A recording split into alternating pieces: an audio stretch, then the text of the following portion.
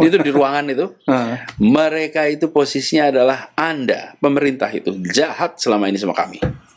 Anda itu operator, Anda itu regulator. Anda bikin regulasi yang menguntungkan perusahaan Anda, yaitu Transjakarta. Meskipun saya hanya pengen itu, boleh nggak saya tambah sedikit mengenai trotoar, Pak? Oh ya, boleh. Terutama yang di pusat kota itu. Saya pernah malam-malam jalan kaki dari Kapital di SCBD ke Hotel Indonesia, dan saya sengaja pengen menikmati itu. Yang saya tangkap adalah cara menanam pohonnya, meletakkan tanaman pohonnya yang saya respect sekali, yaitu ini ada trotoar yang lebar sekali, kayak di Amerika begitu perasaan saya. Kemudian di pinggir trotoar itu, bukan di pinggir, tapi antara trotoar dan aspal itu baru ditanami pohon.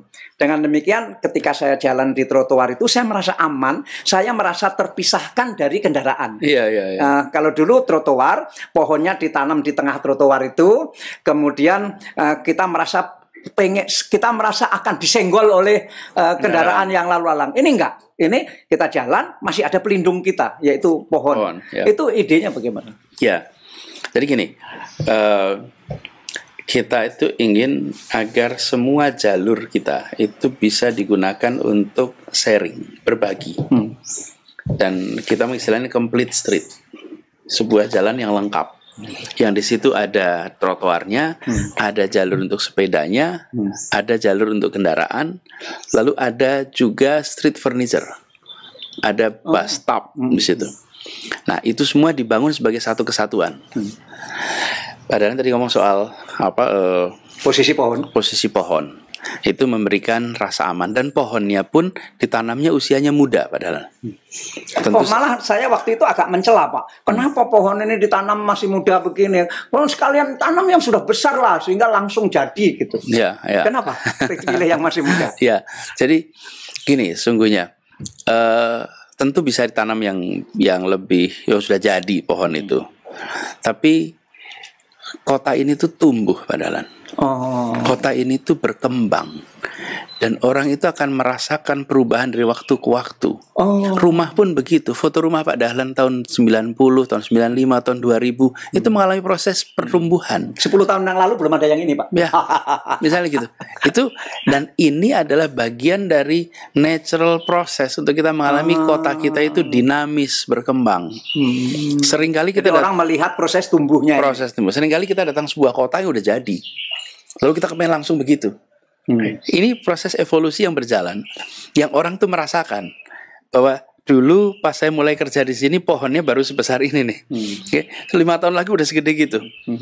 Kita ini saya sering mengatakan kita harus mengubah perjalanan orang tuh jadi pengalaman. Kenapa kok kita bikin JPO dengan variasi, kemudian atap JPO tuh banyak saya buka Pak Dahlan. Atap JPO, jembatan penyeberangan orang, itu atapnya dipasang. Dulu, sekarang sebanyak saya buka. Kenapa dibuka? Tidak ada jalan lain di Indonesia yang punya gedung pencakar langit sebanyak di Jalan Jenderal Sudirman. Jadi keindahannya itu di atas, bukan di bawah. Tapi ketika orang naik JPO, kalau kita jalan kita ditutup itu, hilang itu semua. Hilang. Perjalanan itu ya menjadi rutinitas saja. Tapi begitu itu dihilangkan, begitu naik kita langsung sadar, ini unik ya, Jakarta beda.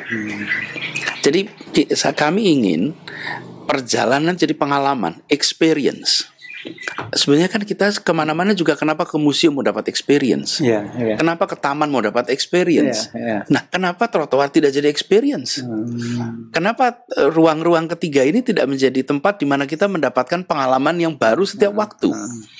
Jadi biasanya orang di trotoar sambil stres menuju tempat kerja, naik jembatan penyeberangan juga sambil stres ke tempat kerja. Maksudnya break. Jangan begitu lagi. Sekarang ada break di mana dia setiap waktu ada perubahan. Lalu, diletakkan di pinggir. Satu adalah rasa aman. Yang kedua, pohon-pohon yang dipilih adalah pohon-pohon yang batangnya membentang. Jadi nanti itu akan bentangannya lebar. Padahal bisa lihat di situ ada ketapang kencana. Kenapa pakai ketapang kencana? Karena ketapang kencana ini nanti akan membentang. Dan itu nanti akan dipotong di ketinggian kira-kira 3 meter. Batang itu Sudah bukan ke samping ya. Ya, jadi di bawah 3 meter tidak ada yang membentang. Supaya nanti teduh. Sekarang sudah terlihat teduh. Nah, itu udah 3 tahun jalan. Sudah mulai teduh. Lalu yang kedua, di sampingnya nanti ada jalur sepeda, dedicated bike lanes. Dan itu sudah ada, dan ada pot pembatasnya. Jadi sudah ada pohon pengaman, lalu ada pembatas lagi yang untuk sepeda. Lalu di sana Badan Complete Street ini ada yang namanya halte bis.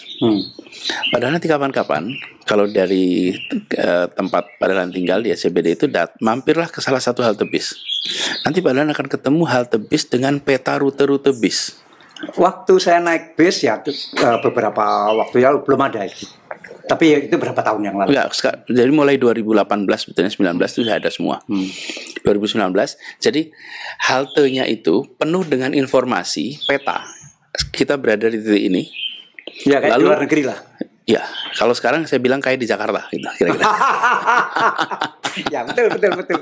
Jadi kenapa? Karena dulu itu padahal ini saya sebagai orang yang bukan dari Jakarta nih. Saya kan besar di Jogja, datang ke Jakarta. Kalau saya berhenti di halte itu, saya nggak tahu ini bis berapa yang mampir ke sini. Loh, ini rute mana saja yang mampir ke sini. Yang kedua, saya dari tempat ini bisa kemana saja, nggak bisa jawab, Pak.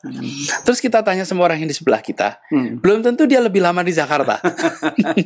Sama seperti kalau ada orang tanya ke saya, Mas mau tanya kalau mau ke Blok M lewat mana? Ya, saya juga nggak bisa jawab. Jadi kita ini membuat rancangan seakan-akan semua orang punya informasi lengkap. Seakan-akan semua orang sudah berpuluh tahun di tempat itu. Nggak bisa dong. Satu lagi Pak, satu lagi. Dulu kan Jakarta ini dikenal dengan kota Kopaja, kota metro mini, yang kemudian asapnya begitu berserakan. Tapi belakangan saya lihat kok nggak ada lagi Kopaja metro mini, itu digusur atau diceburkan ke laut. Iya. Jadi gini, memang terjadi transisi, dan transisinya itu tanpa drama, Pak. Oke, sudah nggak ada sekarang. Tanpa sudah berubah. itu maksudnya bukan digusur-gusur, disiar-siarkan gitu. Nggak pakai. Jadi gini, ini diubahnya keseluruhan. Ada bahkan angkot. Jadi mulai dari angkot itu dimasukkan dalam satu sistem namanya Jaklingko. Jaklingko. Jakarta. Lingko itu jejaring. Jejaring transportasi Jakarta. Nah, Jaklingko ini adalah sebuah Lingko bahasa apa ya? Bahasa Manggarai. Manggarai NTT. Dari Kabupaten Manggarai. Ya. Kenapa jadi diambil bahasa Manggarai? Nah, jadi gini, Lingko itu adalah sistem distribusi air sawah di Kabupaten Manggarai. Pernah ke Manggarai? Belum. Saya pernah. Belum tapi pernah. nggak tahu. Ya. Yang belum ke Manggarai tahu, yang sudah ke Manggarai tidak tahu. Ya, jadi ada namanya Lingko. Lingko itu kalau dilihat Pak, peta apa? Air. Sawah. Sawah itu seperti jejaring laba-laba. Jadi Lingko ini adalah satu konsep. Ini orang Jakarta mungkin juga nggak tahu loh Lingko itu apa. Iya, jadi Lingko ini, Pak, dari Manggarai. Lingko ini adalah satu pembagian air sawah seperti jejaring, Pak. Ini hanya ada di Manggarai. Hanya di Manggarai. NTT. Dekat Labuan Bajo. Ya, jadi semua kecambung, Pak. Ini, nah saya ambil itu sebagai inspirasi. Transportasi itu seperti ini. Dari satu titik bisa nyambung kemana-mana. Saya minta dikirimi Pak. Nanti saya ingin menunjukkan ini di podcast ini. Ya. Dan ini Pak, ini kan unik sekali Pak. Ini kekayaan kita. Jadi kami mengambil ini seperti laba-laba, jejaring laba-laba, ya kan? Ya, persis. Link. Kebetulan bahasa Inggrisnya juga link. Jadi Jakarta link, tersambungkan. Orang yang bahasa internasional mudah paham, yang domestik paham. Lalu saya usulkan ini dimasukkan dalam bahasa Indonesia. Jadi kami usulkan ke Badan Bahasa, diadopsi bahasa Indonesia. Jadi sekarang sudah menjadi bahasa Indonesia. Sudah ada kamus besar Indonesia. Ya, masuk Indonesia. Kata lingko di situ, yang berarti jejaring. Wah, terima kasih. Ya? Terima kasih. Jadi memperkaya bahasa Indonesia. Kami masukkan. Nah, itu salah satu juga, Pak. Kami di Jakarta berkomitmen semua menggunakan istilah dari bahasa yang ada di Nusantara. Jadi kereta MRT itu kan kita menyebutnya Mass Rapid Transit itu bahasa Inggrisnya. Ini moda raya terpadu. Moda raya terpadu. Singkatannya sama. Ya. Kemudian unitnya itu merah tangga. Ratangga itu adalah kereta dalam bahasa Sanskerta yang digunakan di Jawa Timur zaman dulu. Iya, Ratangga. Jadi kita sekarang itu ratangga. Transit hub misalnya. Transit hub itu kita menggunakan istilah sebagai simpang temu. Simpang temu. Jadi kita ingin bahasa Indonesia punya daya jelas atas konsep transportasi modern. Jangan sampai tidak terasa aneh. Jangan terasa aneh. Nah ini nanti seperti sekarang ini Jaklingko semua sudah tahu Pak. Nah jadi saya jelaskan dari soal Jaklingko apa yang terjadi. Jadi kaitannya sama Metro Mini Pak. Metro Mini. Jadi begini, mereka yang menyelenggarakan transportasi di Jakarta itu diubah. Dulu mereka menyediakan transportasi kepada warga, lalu mereka bertransaksi. Pemerintah memberikan batasan harga dan lain-lain. Sekarang diubah. Kami membeli jasa mereka. Jadi semua koperasi-koperasi itu tetap eksis. Mereka menjual jasanya kepada kami. Jadi kami beli jasa mereka. Perhitungannya per kilometer. Supaya mereka itu nanti berputar terus, Pak. Nggak usah nunggu penumpang penuh. Karena sudah dibeli. Dan mereka dihitung per kilometer. Jadi kalau satu hari harus 90 kilo, maksimum 110, ya udah di situ. Jadi berarti dia muter terus. Berarti orang yang mencari selalu dapat. Buat penumpang ada kepastian. Buat supir, karena dia ngejar kilonya kan, Pak. Ngejar kilonya. Buat yang penyelenggara juga begitu. Lalu nilai kontraknya itu disesuaikan dengan actual cost-nya, Pak. Karena itu mobilnya bisa bagus. Mereka pada ganti mobil AC, perawatannya baik, remnya baik. Kemudian biaya yang sesungguhnya itu dihitung sama-sama, Pak. Proses ini sampai 6 bulan lebih, Pak, untuk menentukan actual cost. Karena selama supaya ini mereka bisa investasi juga. Ya, kenapa sih kualitas kendaraan umum itu buruk, Pak? Karena mereka tidak punya pendapatan yang cukup. Remnya nggak diganti, maintenance-nya enggak, supirnya juga pendapatan terbatas. Karena mereka dibatasi nggak boleh nge-charge lebih dari harga tertentu. Dan kita membiarkan transaksinya antara warga dengan operator. Karena itu tanpa digusur, Metro Mini itu hilang dengan sendirinya. Nah, saya teruskan nih. Jadi kemudian kami beli dari mereka, lalu warga itu membayar kepada kami. Selisihnya itu namanya subsidi. Nah, sehingga ketika kita mewajibkan bahwa SPM-nya, standar pelayanan minimum, itu mengharuskan A, B, C, D, F, G, yang lama-lama udah nggak bisa dipakai lagi, maka pemilik dengan sukarela membeli bis baru. Karena dia punya kontrak dengan kami. Jadi mereka mengganti bisnya itu nggak ada unsur keterpaksaan. Kenapa? Kami ganti karena kami punya kontrak dengan pemerintah. Lalu supirnya juga tenang, mereka mendapatkan uang gaji bulanan. Mereka yang bekerja di situ juga tenang. Masyarakatnya senang. Masyarakatnya senang. Mobil baru. Nah, jadi itulah penggantiannya Metro Mini itu bukan sekedar digeser. Pakai sistem. Ada sistem dan sama-sama puas, Pak. Ya. Sekarang ini Pak, dengan cara begitu, apa yang terjadi? Jumlah penumpang kendaraan umum di Jakarta yang semula 350.000 per hari, sekarang 1 juta per hari. Kalau jumlah armada bertambah, itu artinya kita punya uang belanja. Tapi kalau jumlah penumpang bertambah, itu nanti perilaku berubah. Pak Anies, tapi kan nggak gampang ya Jaklingko ini, karena kan ngurusi begitu banyak pengusaha kecil di bidang transport yang biasa teriak-teriak di pinggir jalan, yang banyak juga dari orang-orang yang keras-keras. Nah, bagaimana bisa melunakkan mereka dan bisa menundukkan mereka sampai akhirnya mau bergabung dalam satu hanya Jaklingko? Ya, ini Pak pertama kali bertemu bulan Maret 2018. Ketemu mereka bersamaan. Saya undang semuanya, itu lebih dari 25 penyelenggara transportasi di Jakarta. Yang Kopaja, Metro Mini, semuanya tuh, koperasi-koperasi itu. Dan ketika datang itu, Pak, itu salah satu pertemuan paling keras yang saya rasakan. Wow, keras sekali. Kita nggak tahu. Itu di ruangan itu. Mereka itu posisinya adalah Anda, pemerintah itu jahat selama ini sama kami. Anda itu operator, Anda itu regulator. Anda bikin regulasi yang menguntungkan perusahaan Anda, yaitu Transjakarta. Dan kami semua digencet. Diberi maksimal harganya sekian. Ini pokoknya regulasinya itu membuat Anda untung, kami buntung. Pak Anies mendengarkan aja. Saya dengerin semuanya. Meskipun mereka juga bilang, Pak, tapi terima kasih. Ini pertama kali gubernur ngundang kami untuk datang, katanya. Kami nggak pernah didengerin, katanya. Kami cuma marah-marah aja terus di luar. Dan sebagian itu ibu-ibu, Pak. Jadi pengelola-pengelola ini, Pak, yang bisa mengendalikan supir-supir ini kebagian ibu-ibu, Pak. Wah, ibu-ibu itu hebat, Pak. Betul. Saya ketemu sambil lihat ibu-ibu itu ngomong seperti ini, ibu-ibu hebat betul. Bisa mengelola semua pengemudi yang Bapak bisa tahu kan di lapangan seperti apa. Dan saya melihat dari sikapnya yang sangat terbuka, sangat adanya, ini orang-orang tangguh nih di lapangan ini. Nah, jadi kemudian ketika saya udah dengar itu semua, saya sampaikan semua, Bapak-bapak Ibu, saya undang Bapak-bapak Ibu itu untuk menyelesaikan masalah di Jakarta. Satu, saya mau bilang terima kasih. Atas nama pemerintah, terima kasih kepada Bapak Ibu semua yang sudah menyediakan kendaraan umum di saat kami belum sanggup. Yang kedua, kami mau bikin sistem. Sistemnya ini adalah, saya jelaskan, ini semua transportasi umum di Jakarta berkembang, melayani 100%. Kami nggak bisa kerjakan sendiri. Kita kolaborasi. Bapak-bapak Ibu hitung berapa ongkosnya untuk menyelenggarakan public transport yang benar.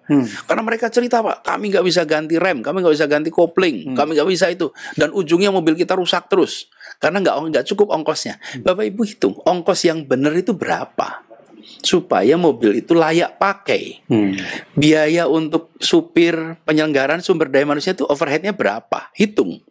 Lalu cost itu kita sepakati sama-sama, yang fair aja, semuanya aja. Waduh. Jadi kemudian, Pak, dibentuk tim kecil, Pak, bekerja menghitung actual cost mereka. Lah pemerintah masa nggak bayar sesuai dengan cost-nya? Kalau kita nggak bayar sesuai dengan biayanya, apa yang terjadi? Remnya nggak diganti, koplingnya nggak diganti, maintenance nggak dikerjakan. Ujungnya keselamatan warga. Dan polusi.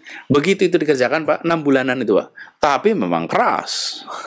Karena kan sebagian juga merasa, wah ini kesempatan nih, ini dimasukkan. Gitu. Kan selalu ada begitu. Yang sisi lain, ini dikurangi. Tapi biarlah itu berantemnya dalam ruangan, bukan di lapangan. Berantemnya sampai akhirnya ketemu unit yang disepakati, unit cost yang disepakati. Begitu unit cost disepakati, lalu itu kemudian menjadi harga yang kita masukkan dalam katalog, Pak. Jadi, Pak, kita itu penyelenggara itu masuk ada di katalognya, Pak. Jadi mereka tinggal submit ke katalog kita, Pak. Katalognya itu jasa penyelenggaraan transport. Sekarang nggak ada protes-protes lagi dari mereka. Nggak ada, dan sudah tenang semua.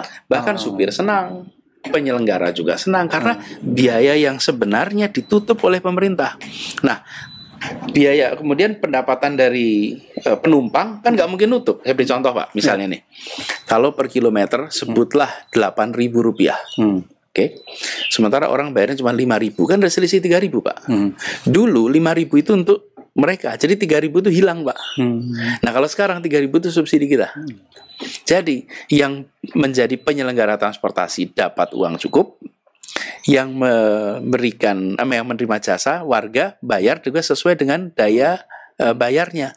Pak Anies khawatir nggak bahwa kan jadi gubernur ini kan tidak seumur hidup. Nanti beda era ini akan diubah lagi gitu.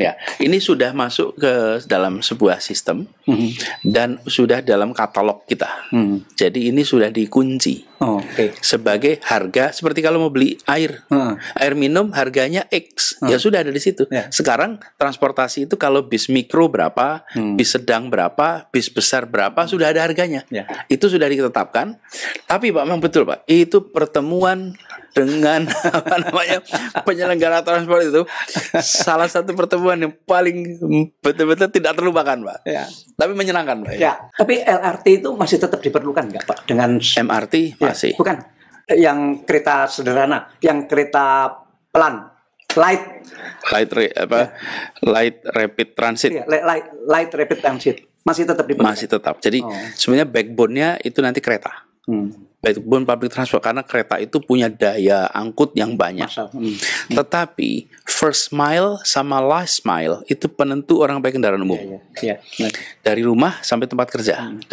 Jadi dia naik kereta api utamanya. Tapi dari rumah sampai kereta api dia perlu angkot. Dari tempat dia turun ke tempat kerja, dia perlu angkutan yang mikro. Kita menyebutnya mikrotrans. Mikrotrans. Nah, semuanya itu pakai label Jaklingko. Jaklingko. Jadi di balik Jaklingko itu ada koperasi-koperasi, tapi namanya udah nggak kelihatan lagi. Kalau dulu kita ketemu variasi banyak namanya macam-macam. Kalau sekarang namanya semuanya Jaklingko. Mereka belanja mobil dan lain-lain, mereka bukan kami loh. Kami nggak belanja mobil lagi karena kami beli jasa berbasis kilometer. Lalu sekarang kita tambah lagi Pak Dahlan dengan bis listrik. Kan dulu Pak Dahlan dolong listrik Pak Dahlan. Kan problemnya kenapa kendaraan listrik itu mahal? Karena demandnya kecil. Jadi pemerintah lah harus menciptakan demand supaya manufacturing berjalan. Jadi kami berkomitmen di tahun 2030 seluruh armada menggunakan listrik. Saat ini sudah ada 30 yang pakai listrik. Lalu kita dalam proses untuk semua. Nah, yang belanja barangnya bukan kami. Kami akan bayar X per kilometer untuk listrik. Kami akan bayar Y per kilometer untuk non listrik. Jadi penyedialah yang kemudian mereka mengubah menjadi listrik. Jadi sistemnya rasional. Ya, baik.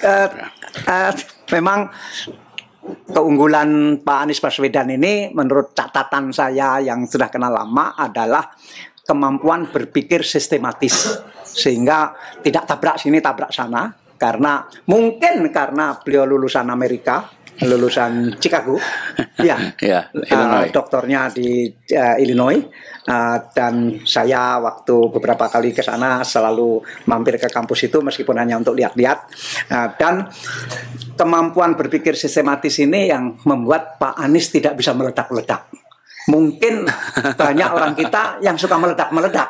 Jadi ya saya nggak tahu Anda suka orang yang sistematis atau suka orang yang meledak-ledak. Ya inilah Pak Anies. Anehnya orang lulusan Amerika masih juga dicurigai anti Amerika.